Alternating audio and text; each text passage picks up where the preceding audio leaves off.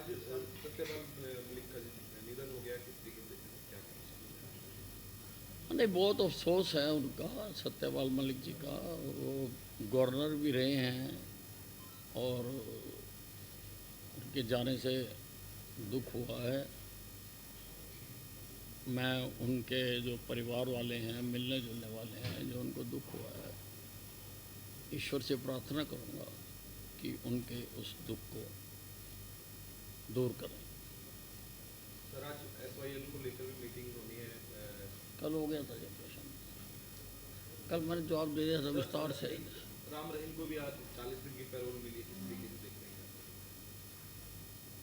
नहीं, देखिए, ये हालांकि विभाग मेरे पास नहीं है, परंतु ये सरकार जब देती है, जो नियम है उसी के तहत ही देती है। नियमों को तोड़कर किसी को बेल नहीं दी जा सकती, ना दी जाती है। तो नियमों के तहत ही काम किया जाता है। जी अनिल जी, जिस तरह से धारा 370 को जो रिवोक किया गया था, आज 6 साल पूरे हो गए हैं। आप क्या देखते हैं कि जम्मू कश्मीर जो है कहाँ पहुँचा है इन 6 सालों में?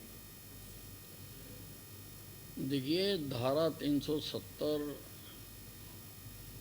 जो उस वक़्त देश की आज़ादी के समय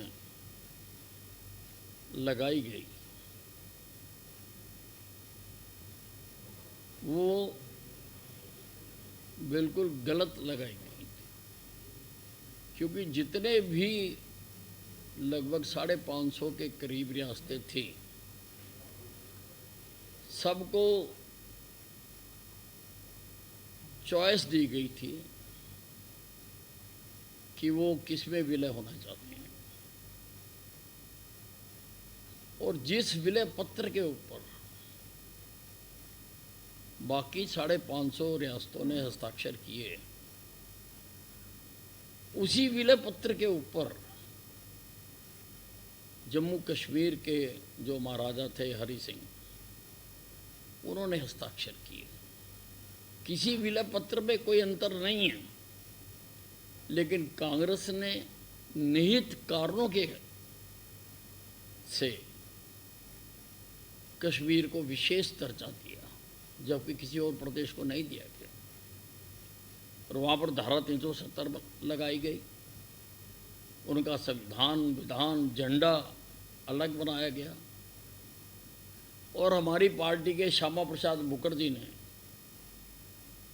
कहा कि एक देश में 2 निशान, 2 प्रधान नहीं रहेंगे, नहीं रहेंगे।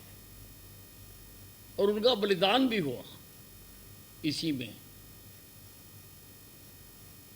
वहाँ पर जाते हुए।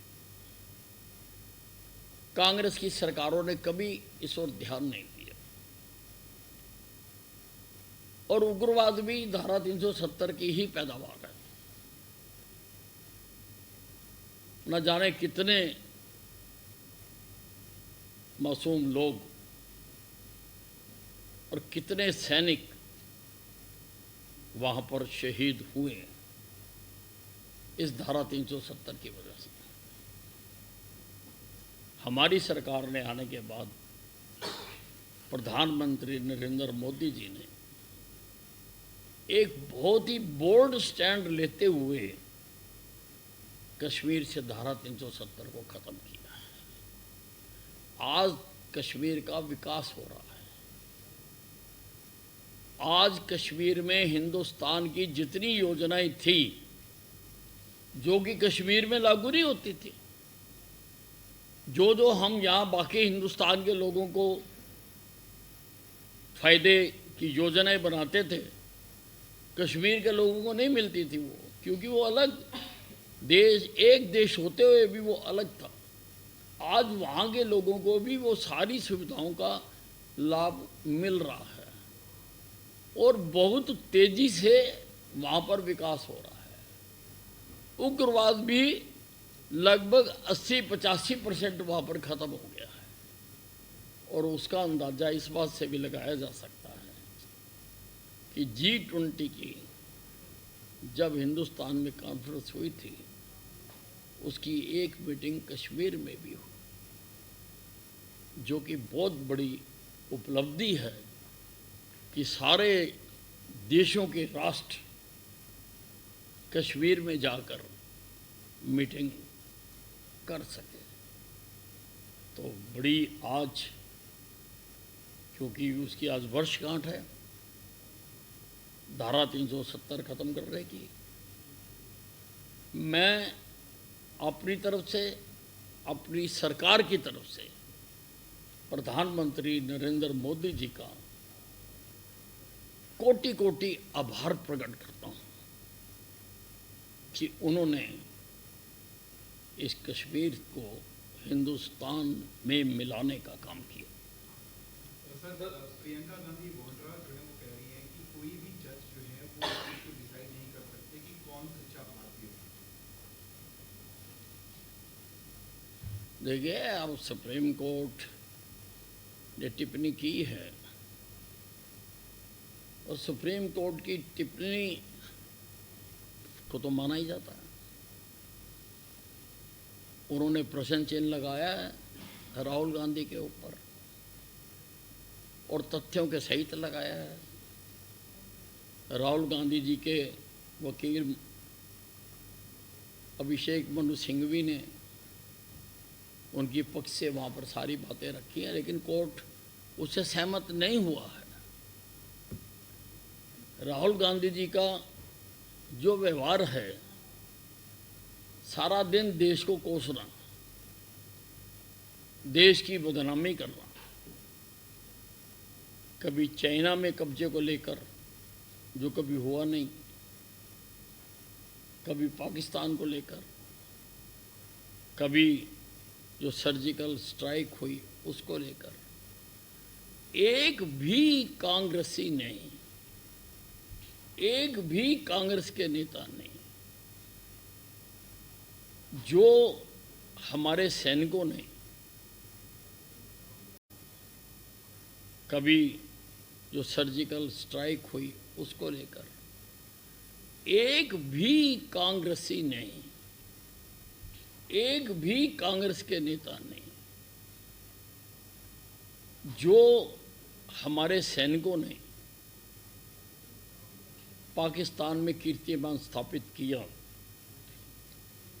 जो हमारे हथियारों ने सटीक निशाने लगाए, जो हमने उग्रवादियों के अड्डे बर्बाद किए, जो हमने पाकिस्तान का एयर डिफेंस सिस्टम और एयरपोर्ट तबाह किए, उसके लिए एक शब्द भी राहुल गांधी, प्रियंका गांधी या जो इनका समूह है कांग्रेस के नेताओं का, उनके मुंह से एक शब्द भी उनकी तारीफ के लिए नहीं निकला। सर, सत्येंद्र जैन को क्लीन चिट दे दी गई है सीबीआई की तरफ से। सर, बरसात के दिनों में जिस तरीके से बरसात लगातार बढ़ रही है, तो ऐसी स्थिति के अंदर जो हमारे फीचर्स हैं वहाँ पर भी पानी जो है वो लगातार भर रहा है। यमुनानगर के अंदर जो है वो 11 केवी डिस्ट्रिक्ट के अंदर भी पानी भर रहा है, तो ऐसी स्थिति नाव से उसको लेकर के दिशा निर्देश। नहीं, देखिए, पूरी तरह से सरकार इस पर पहले से ही सरकार के आदेश चले गए थे और सभी की जगह पर पानी की निकासी हो उसकी प्रयास किए गए हैं और काफ़ी हद तक हरियाणा में इस बार स्थिति ठीक रही है। हाँ, कुछ जगह ऐसी हो सकती हैं जहाँ पर पानी भरता हो और निकासी का वहाँ पर इंतज़ाम ना हो, तो उसका भी आगे सरकार इंतज़ाम करेगी। सर, रोडवेज में जीपीएस सिस्टम लागू करने के बाद 3 बसों में जीपीएस लगाया जाएगा ताकि जल्दी चले। अभी उस योजना को कहाँ तक ले जाया गया और क्या लगता है कब तक ये पूरी हो पाएगी? देखिए, मैंने मंत्री बनते ही मैंने आदेश दिए थे कि हरियाणा की सारी बसों में ट्रैकिंग सिस्टम लगाया जाए और बाकायदा जिस प्रकार से एयरपोर्ट के ऊपर स्क्रीन लगी होती है कि कौन सी फ़्लाइट कब आएगी, उसी प्रकार से कौन सी बस कब आएगी, ऐसी ही स्क्रीनें बस स्टैंडों पर भी लगाई जाएं और इसकी एक ऐप भी बनाई जाए कि कोई भी यात्री वो देख सके कि उसकी बस कितने बजे आ रही है। और मुझे विभाग ने विश्वास दिलाया है कि 15 अगस्त तक ये स्कीम लागू हो जाएगी। रोडवेज में अभी एक समस्या बहुत आ रही है सर, कई बसें ऐसे खड़ी जिनके टायर्स नहीं है और कहने कि टेंडर भी डिपार्टमेंट नहीं कर पा रहा है और उसकी फाइलें घूमती नहीं है, तो क्या लगता है कि ये बस नहीं, उनके हाई पावर परचेज कमेटी में टेंडर के लिए हम भेज चुके हुए हैं और जल्दी ही उनके टेंडर भी हो जाएंगे और टायर भी आ जाएंगे। और उसके लिए भी मैंने आदेश दिए हैं कि एक डिजिटल डाटा मेंटेन किया जाए कि किस गाड़ी में कब टायर डाला गया, कितने किलोमीटर चली और कब उसका टायर खराब, क्योंकि वो जानना भी बहुत जरूरी है। रोहित साहब, आप जल्द ही प्रदेश प्रवास पर निकलने वाले हैं, क्या आपकी रूपरेखा रहेगी, कब से शुरू होगा? देखिए, मैं कई बार कह चुका हूँ कि मेरे पास सारे प्रदेश के लोग आते हैं। मनोहर लाल जी जब मुख्यमंत्री थे तो मैं जनता दरबार लगाता था। मैं सुबह 10 बजे बैठता था और रात के 2-2 बजे तक मैं लोगों से मिलता था, उनकी समस्याएं सुनता था। लगभग 5-5, 6-6 हज़ार लोग लगभग मेरे पास आते थे। तो अब भी सारे हरियाणा से मेरे पास लोगों के निमंत्रण आते रहते हैं कि आप हमारे यहाँ पर आइए, हमारे ज़िले में आइए। अभी उस दिन यहाँ पर बहुत सारे सरपंच आए थे और उन्होंने आके कहा कि आप हमारे गांव में आइए। तो सब जगह कह रहे हैं तो लोग मिलना चाहते हैं, तो मैं जाऊंगा, मिलूंगा लोगों से। मैं कहीं पर भी कोई मीटिंग नहीं करूंगा, कहीं पर भी कोई रैली नहीं करूंगा। मेरा कार्यक्रम केवल कार्यकर्ताओं से मिलना है, नए और पुरानों से। अब मेरे समय के बहुत सारे ऐसे पुराने कार्यकर्ता हैं जिनसे कभी मिलना नहीं होता है, तो उनसे भी मैं मिलूँगा। और जिनके साथ हमने राजनीति की है, 35 साल हो गए मुझे इलेक्ट्रल पॉलिटिक्स में, 90 से मैं चुनावी राजनीति में हूँ।